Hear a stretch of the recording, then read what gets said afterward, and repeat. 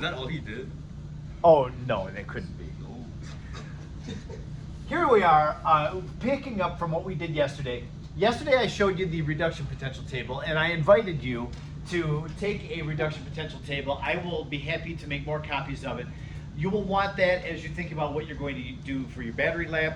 You're going to use it, whether you look up the reduction potentials in the end of the book, or on your handy photocopy of it, have it around. But I do need you to know, and I'll be flipping back to this frequently today, when we use this thing, the title of this is Standard Reduction Potential. That word standard is not just there to make it sound like it's all scientific. The word is there for a specific reason. And this is kind of weird. The word standard means, and that's what it says on the previous slide that you may be on. Standard means that all of the ions present are there in a concentration of 1 molarity, including the products. Both reactant and products, all ions are present in a concentration of 1 molarity, and the gases that are present, if there are any gases, are there at 1 atmosphere. So if I take just this first one, fluorine. If I have a standard reduction of fluorine gas, it means that the fluorine would be present at 1 atmosphere. It's a gas. And then the fluoride ion would be present at the beginning with a concentration of 1 molarity. So standard means you have both reactants and products present at 1 atmosphere and 1 molarity. So it doesn't just mean your reactants. It means you're starting with products as well. That's odd and strange. People don't think that would be the case, but it is. That's what standard means. So as soon as your cell begins running and the electrons start to flow, your concentrations will change. So the reaction is only at standard conditions. If you have it at standard conditions, as soon as you start the current flowing, it's not at standard conditions anymore. So standard conditions is a very specific set of conditions. Now, if you're not at standard conditions, then this will not accurately tell you what the voltage is of your cell. We do have a way of finding what the voltage is, but just using this will not work. So this assumes that your cell at the moment is at standard. So what else about standard conditions? And what I just mentioned, the first two things, the concentration does affect the voltage, so the voltage will change if you're not at standard conditions. Now this last bullet point, this is going to be difficult for your brain to take in. If you have to multiply a half reaction, normally we have to multiply something through a half reaction to get the number of electrons in the oxidation equal to the number of electrons in the reduction. If you have to multiply a half reaction through by a number, you do not change the reduction potential or oxidation potential. You know, like for Hess's law, if you multiply the equation through by 2, then you multiply the delta H by 2 as well. Or if it's a K, if you multiply the equation through by 2, you square the K value. Yes? Okay, so you don't multiply it within like writing the reaction, but if you had like 0.5 moles or 1 mole, would it then make a difference? Like, Yes. And here's why. Here's why it doesn't make a difference if we multiply through. I'll just take, we were talking about zinc yesterday. The reduction of zinc ion. Zinc ion reduces to neutral zinc with a reduction potential of negative 0.76. If I multiply this through by 2, now I'll have 2 zincs plus 4 electrons makes 2 zincs, right? I will not double this. Even though you multiply this thing through by 2, that does not double that. And here's why. What is the title of this table? It is the standard reduction potential. Standard reduction potential means that we assume that all solutions have a concentration of 1 molarity. We still have 1 molarity. Just because I double the coefficient here doesn't mean I'm doubling the concentration of it. The 2 there means that 2 molecules react, or 2 ions I should say, make 2 atoms of that. That gives us a ratio of how the things are reacting with one another. It does not affect the concentration. So yeah, I want you to remember that when you need to double or multiply any constant number through one of these half reactions, it does not cause the reduction potential to change. That's true. You're not going to like doing that, especially the first time. You have a question, Victor? You got it. Okay, so that's what we have with reduction potentials, that table. And we'll talk a lot more about that. We'll talk about using that thing. The next thing for us, and this will take most of our time this hour. If you don't need to balance them based on the half reactions, doesn't that mean that once you know what you're adding together, you just add it? Yes. So you can For the cell potential, you don't have to have the equation balanced. That's right. Yep. But there's most of the time I'll ask you, give the balanced equation. So you'll end up doing that. But for the cell potential, you're exactly right. You don't. You can just skip that part. Yep.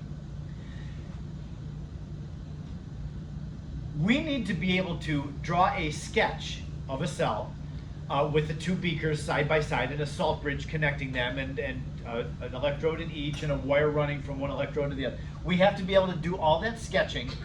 In fact, on the quiz, you'll see that when you start doing the homework exercises, there are several of them that will ask you, sketch the cell based on this equation. And you have to figure out what the electrode has to be and what has to be in the solutions. On the quiz, one of the 4 questions will be asking you to sketch a cell. For sure, one of the 4 questions is going to be sketch a cell based on this. So what we're doing today, you'll need to know how to do. So you're going to have to know the direction of electron flow.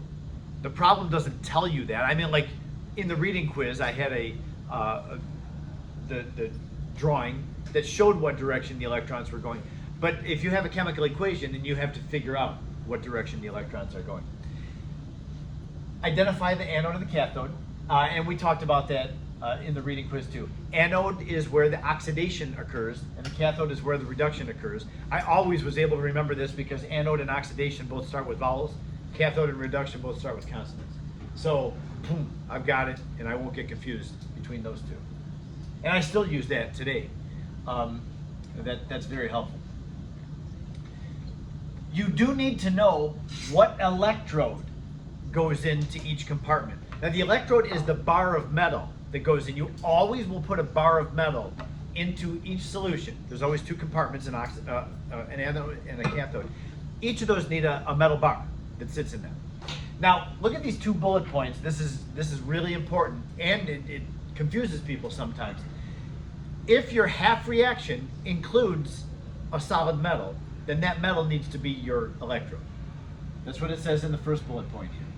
If your half reaction contains a metal, like zinc oxidizing to Zn+2, you would put a bar of zinc in that compartment. However, if your half reaction doesn't have a metal in it, like hydrogen ions reducing to hydrogen gas, there's no metal present. So you would use platinum in that case. Platinum is a non-reacting metal.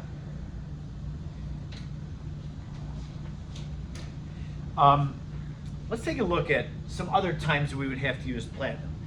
For the fluorine reaction, we have F2 yields, plus 2 electrons yields 2 F minuses. If that were our cathode, we would use the platinum bar because we don't have a solid metal present. Another one, if we had, so we would use platinum.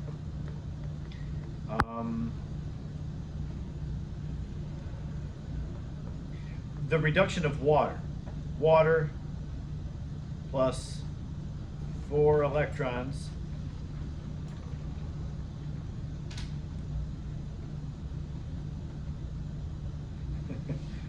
yields O2, and then what is that half reaction? 2 hydrogen ions. If this is the reduction in my cathode, then I'd have to use platinum because there's no solid metal present in that half reaction. What are you pointing at? Do I have that balanced wrong? I need 2 waters. Yeah, I need 2 waters. That's why there's 4 electrons, and then that would make 4. You caught me on that, thank you. In contrast, if I had something like copper ion gaining 2 electrons makes copper metal, I'd use copper for my electrode. I'd use a bar of copper in that half reaction. Yes? Why is one side for the water one side's like negative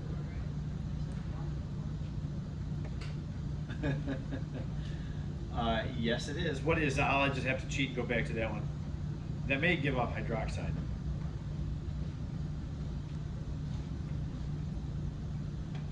It's over here. No, it's not. It's here. Oh, it is. It's 2 waters with 2 electrons. No, that's the reduction. Oh, I see what I did. Yeah. It's the oxidation of water. I was thinking of that as a reduction.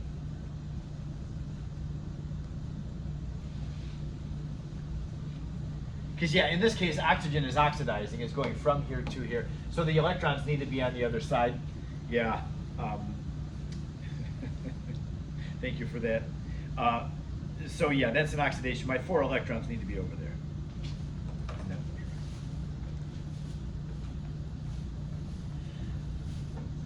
Okay. Now let's take a look at our first example. Oh no, this is not our first example. We've got one other thing to talk about when we do the complete description of a cell.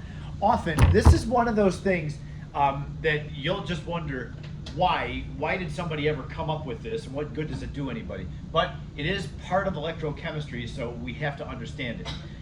This could show up on an AP exam. You need to be able to interpret it. With electrochemistry, and this is the only place I ever see this, it is the only place you can have it because you have to have an anode and a cathode. We will describe the reaction with something we call line notation. Line notation takes a perfectly good chemical equation and makes it confusing. That's pretty much what happens with it. What we do with line notation is we take whatever the half reaction happening at the anode is, and we put it into a different notation. We say, what's oxidizing here is zinc is oxidizing the Zn+2. So in our line notation, we're describing the reaction. We have the anode on the left, and then a double vertical line, and then the cathode is described on the right. The single line is there to separate one physical state from another.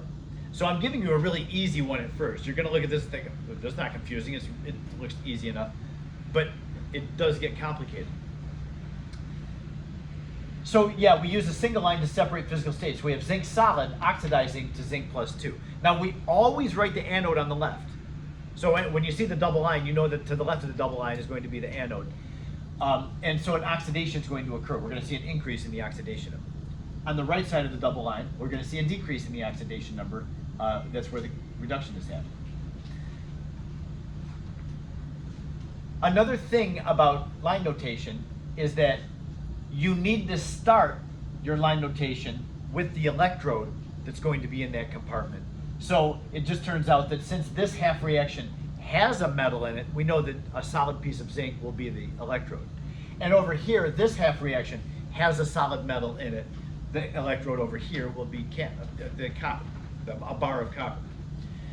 This will get confusing when you have something that doesn't have a metal in it. Now take a look at what I say up here. This is just a description of what I said in the last slide. You do have to begin and end with the electrodes, what the electrodes are. The vertical lines are there to separate physical states. So in this example, zinc reacting with hydrogen, once again the zinc is oxidizing from zinc to Zn+2, so there's our anode. But the cathode is hydrogen ion reducing to hydrogen gas. Now it says up here, you need to have the electrode written first in the anode and last in the cathode. Since my half reaction in the cathode does not include a metal, I need to have platinum as my electrode in that compartment, and the platinum needs to be written into the line notation. So I have hydrogen reacting, and it's producing hydrogen gas. Now, what I'm doing here, you just notice that I have a comma between those two.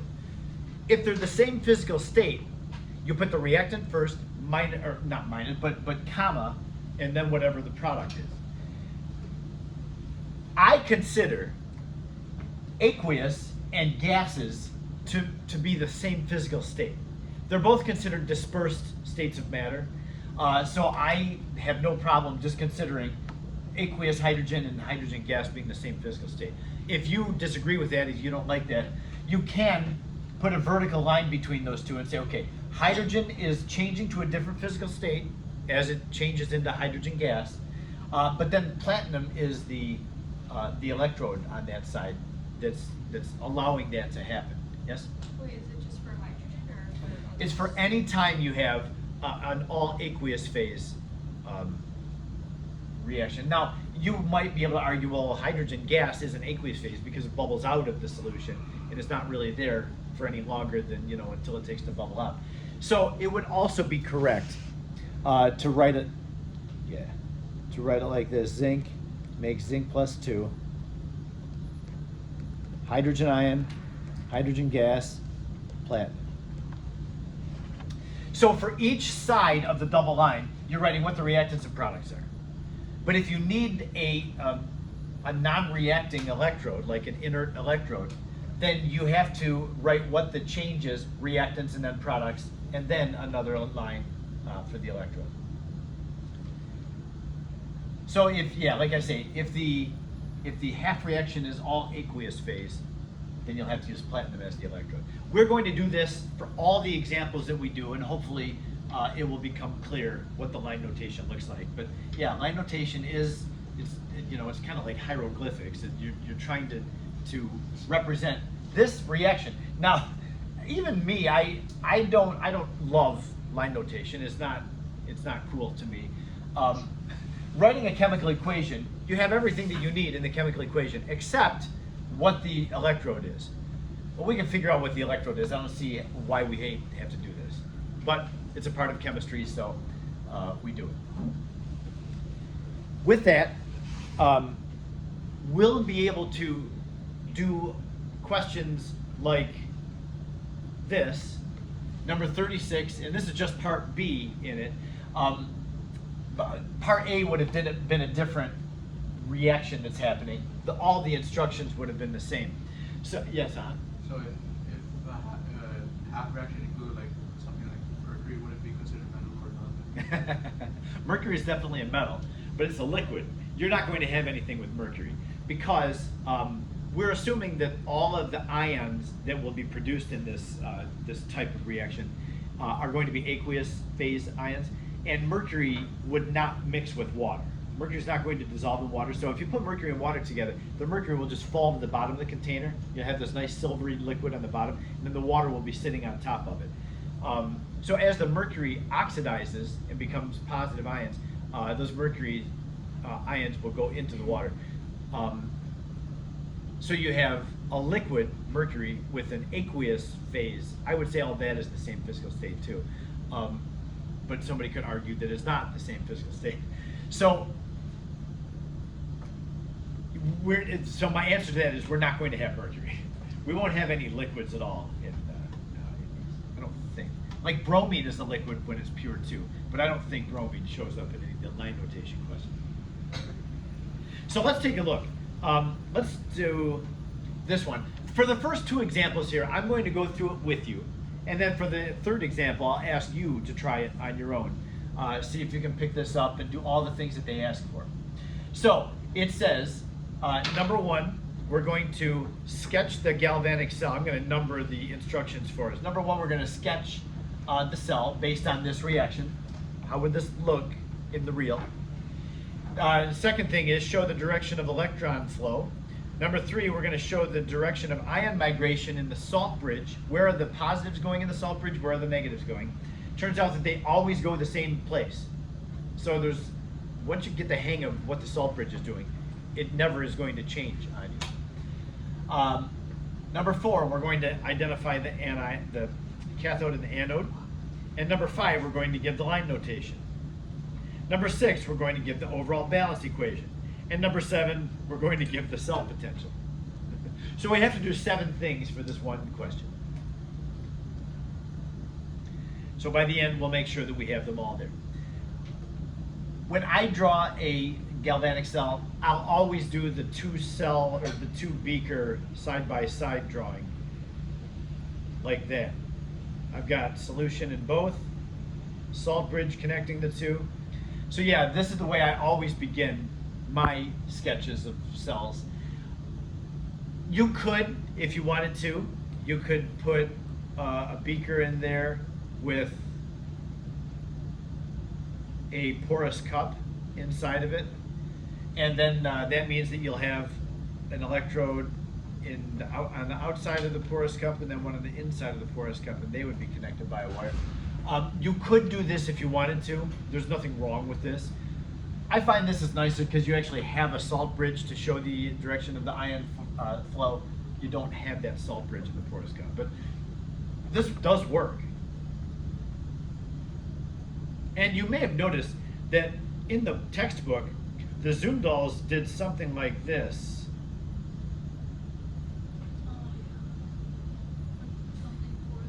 Oops.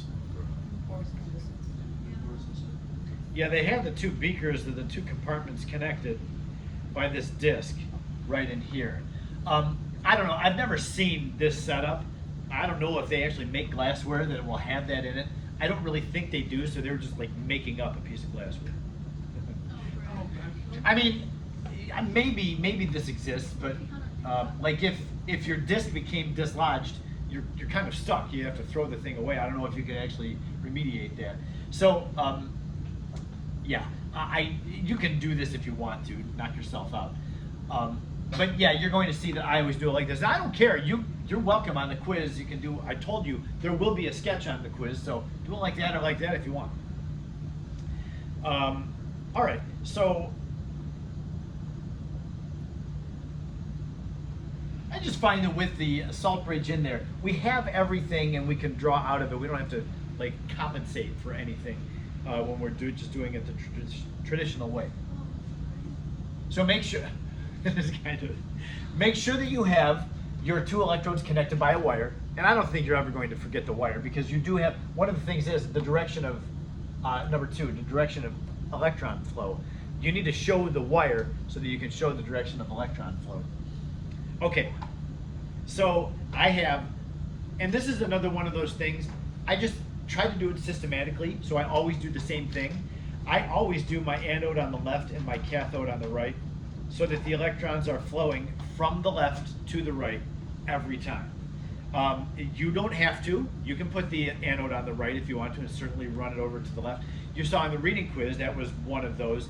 I had the anode on the right. The lead in the reading quiz was on the right. Electrons were being sent to the left. But yeah, with my own drawings, I always just do it that way. Okay, so you can say the electrons are flowing in that direction. And what are these two reacting things? What's happening at the anode? Oxidation happens at the anode. That looks like it's zinc oxidizing to Zn+2. Since my half reaction there at the anode has a solid metal in it, that is what my electrode is going to be, zinc. And then zinc plus 2 will be in the solution. I will ask you to include the zinc ion present in the solution as well. I know that zinc ion is a product, but I want you to show me what the product looks like, where it is. Like, it doesn't say anywhere here that it's standard conditions. If it were standard conditions, that zinc would be in there with a concentration of 1 molarity. And over here, my reduction half reaction, the silver ion is reducing to Ag, so my electrode over there is going to be a bar of silver. This is going to be an expensive experiment. If you have a bar of pure silver, that's going to cost you. Not as much as platinum, but it's still going to be very expensive. Now, you definitely need the silver ion here because the silver ion is what the reactant is. The silver is going to start as silver ion and reduce to Ag. So what's going to happen in this reaction is that bar of Ag is going to get heavier because silver ion is going to reduce and plate itself onto the silver piece of metal.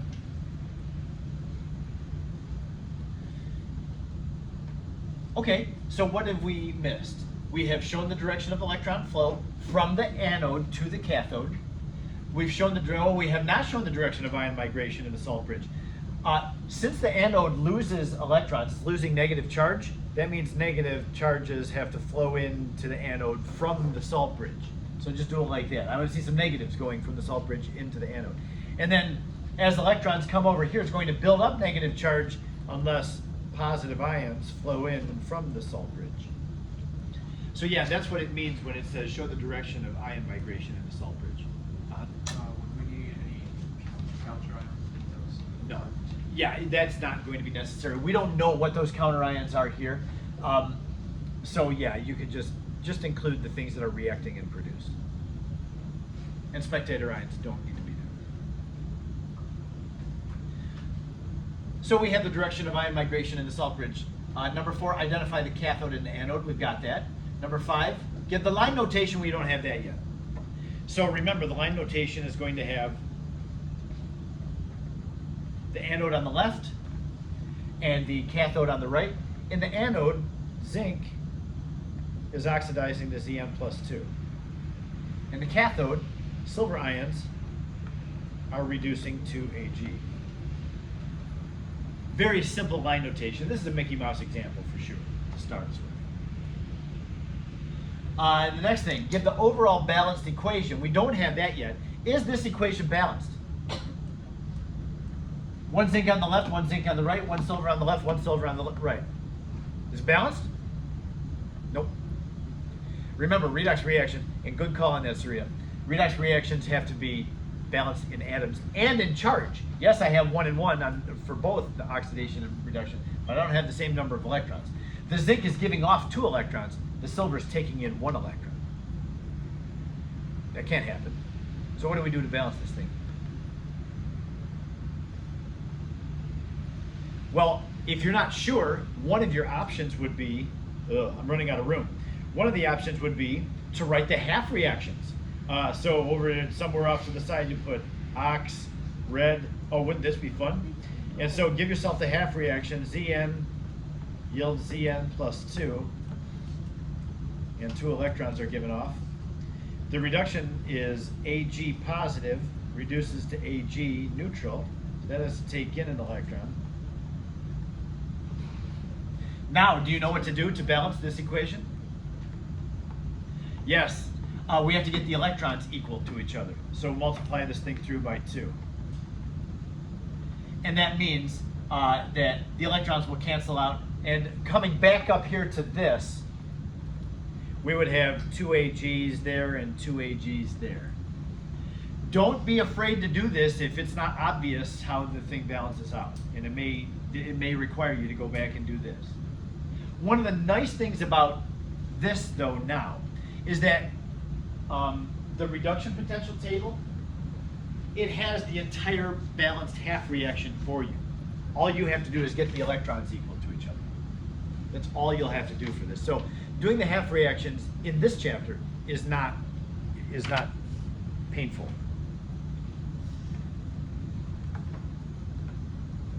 This thing is actually a very nice resource for you. It's not just there to find the cell potentials.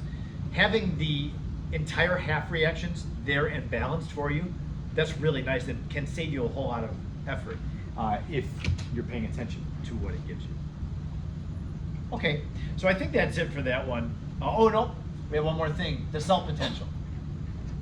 So we have zinc oxidizing and silver reducing. I'm gonna have to flip back several slides to our reduction potential table. There it is.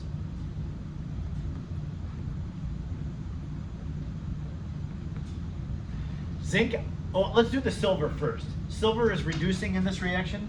Silver reducing is right here. Ag positive going down to Ag neutral. And the reduction potential of that would be 0.8 volts. Remember that, you just have to put that in your memory. 0.8 volts. The zinc is oxidizing. Now remember, for the oxidation, these are all written as reductions.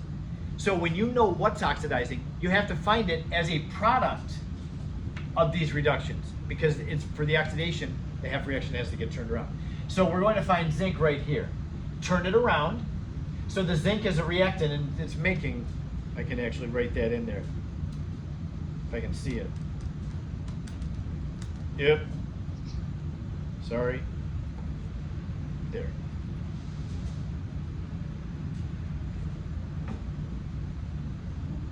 There I go again. Just write it bigger.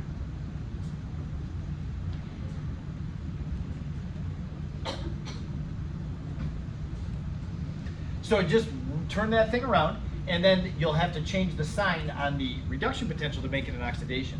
So the silver was positive 0.8, it was right there. The zinc oxidizing is positive 0.76, so that,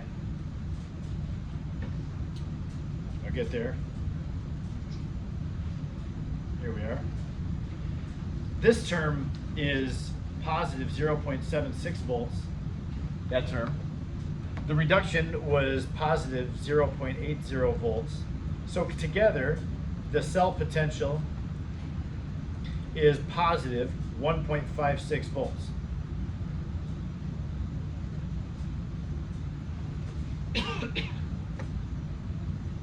Yes? You have to show the positive sign now. Just like with delta H though, I like to, just to emphasize it. Now that took a lot of time. When you get doing these, you will not take nearly that much time. You'll take a small fraction of that amount of time. Anything else I can answer? If we flip to the next slide, I have the solution of the whole thing. That's not so messy.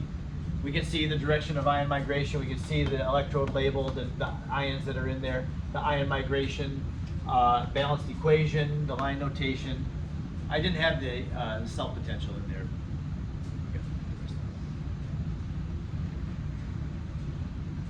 Good? Let's do another one. I'm hoping that we have time to do two more. I'm going to go through this one pretty quickly again because, once again, both of our half reactions in this one have a solid metal as one of the reactants or products. So the electrode will be very obvious and the line notation is going to be easy too. So first of all, sketch the cell. Okay?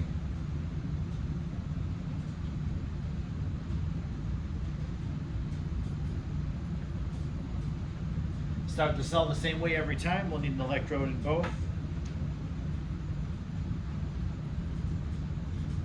Connected by a wire. And then we start labeling stuff. Well, I know that I always put my anode on the left and my cathode on the right, so I can go ahead and put that in there. And I find what oxidizes. Oxidizing is the magnesium. It's going from 0 up to positive 2. So that means my metal bar over here is going to be a bar of magnesium, Mg.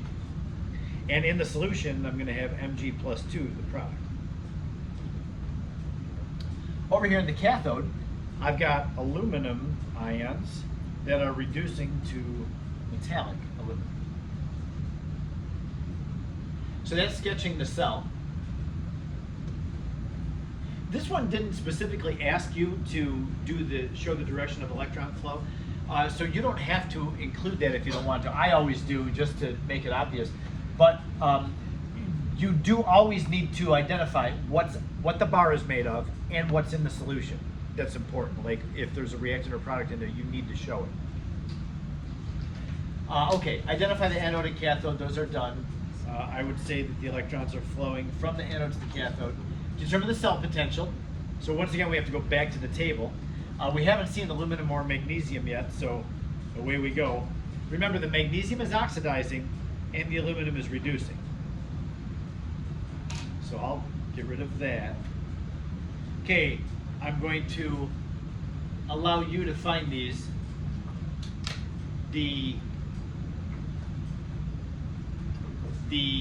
What is it? The oxidation of magnesium and the reduction of aluminum.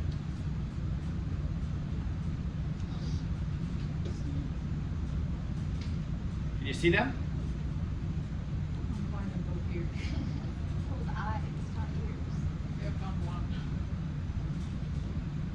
Magnesium is right here. Aluminum is just like 2 above it. So they're both real close to each other.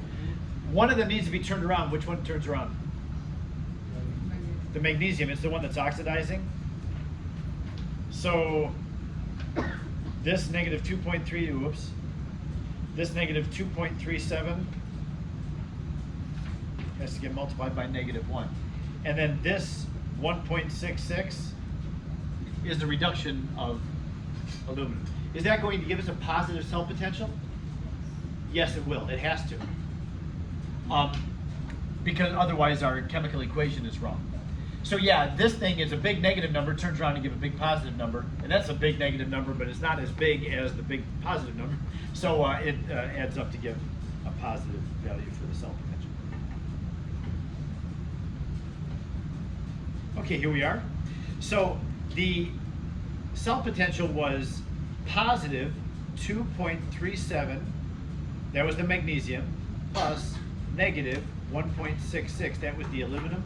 So we have a cell potential of positive 0.71 volts. And then express this reaction with line notation. What does this chemical equation look like? At the anode, we have magnesium oxidizing to magnesium plus 2. Remember, that vertical line separates physical states. We have a solid changing into an aqueous thing. Then at the cathode, we have aluminum reducing to Al.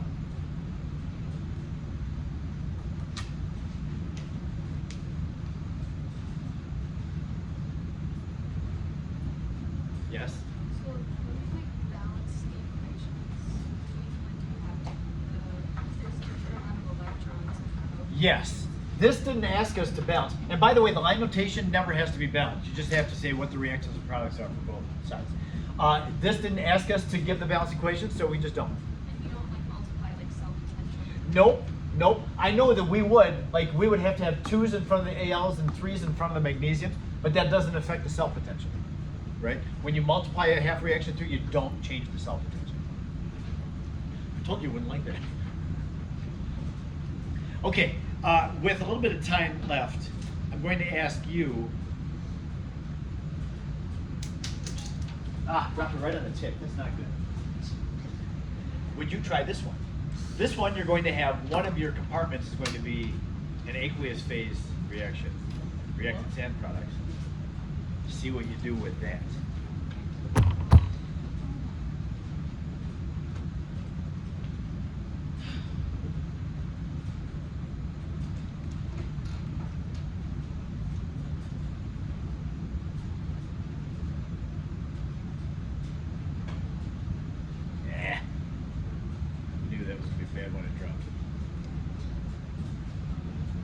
I know I do have extra tips.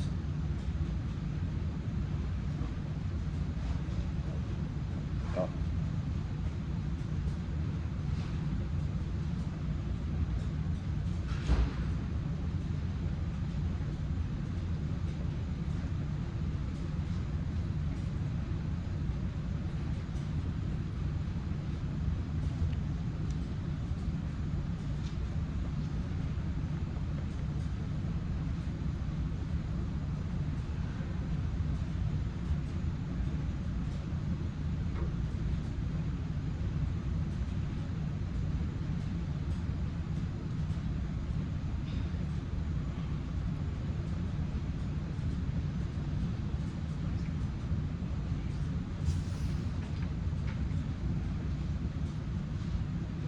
Feel free if you want to jump up and grab one of the reduction potential tables. Go ahead.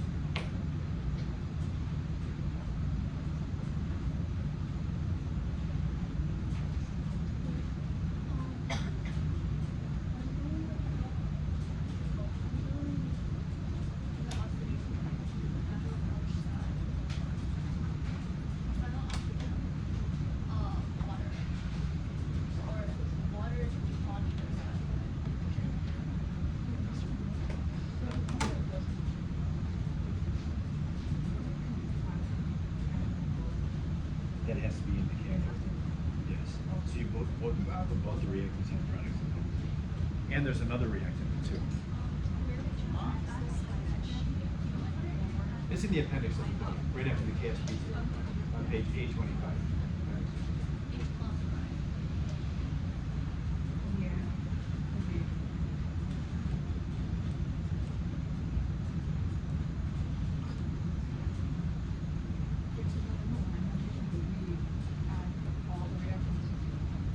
Yes, and they're all aqueous phase.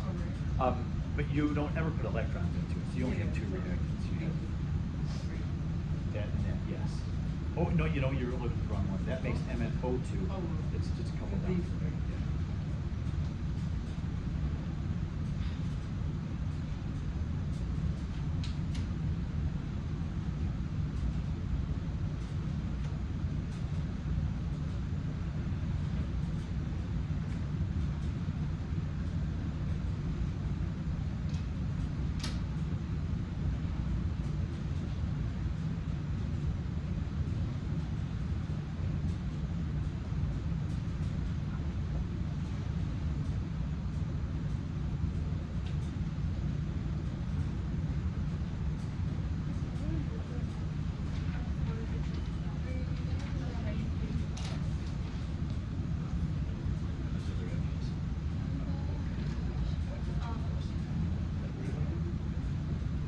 You see it?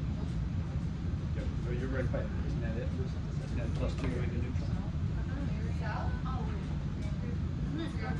I can't see it very well. Is that one down there? Okay, yeah, that needs to be turned. What was that one? That one? Is that plus 3?